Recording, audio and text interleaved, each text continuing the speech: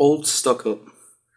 The Fat Controller preferred steam engines on his railway, but he had also found diesels useful because they could pull either coaches or trucks.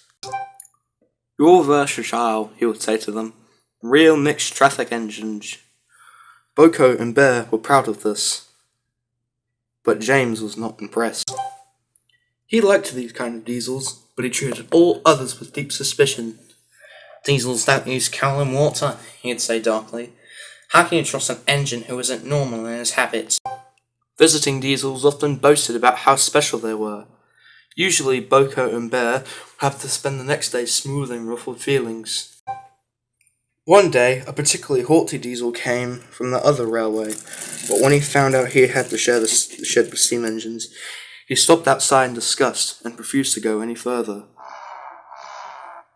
"Why on earth does your controller keep such out-of-date objects?" he growled rudely.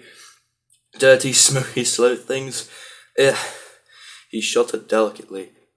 "On our railway," the diesel continued, "steam engines are kept strictly in their place and not allowed on the main line without special permission."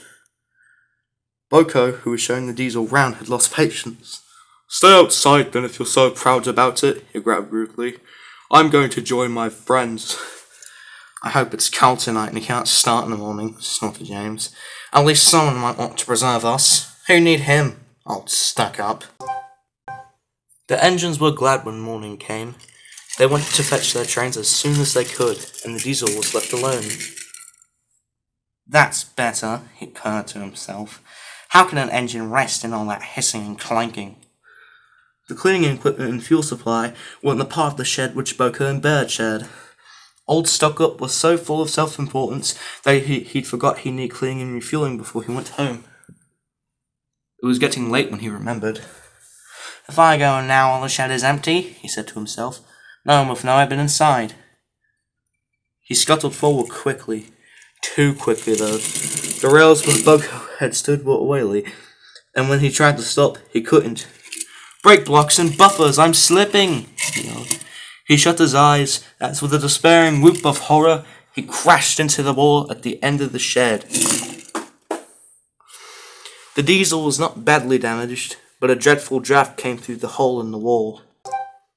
When the other engines came home, they heard the story from Douglas, who had cleaned up the mess. "Ho, ho, ho," chuckled Henry. "Old Stuck Up came unstuck, did he? I say, Boko, what is it the Fat Controller calls you?" "Versatile," chuckled Boko. But I don't know if that's what he called Stuck Up. I couldn't hear all he said, but I didn't think it sounded very polite."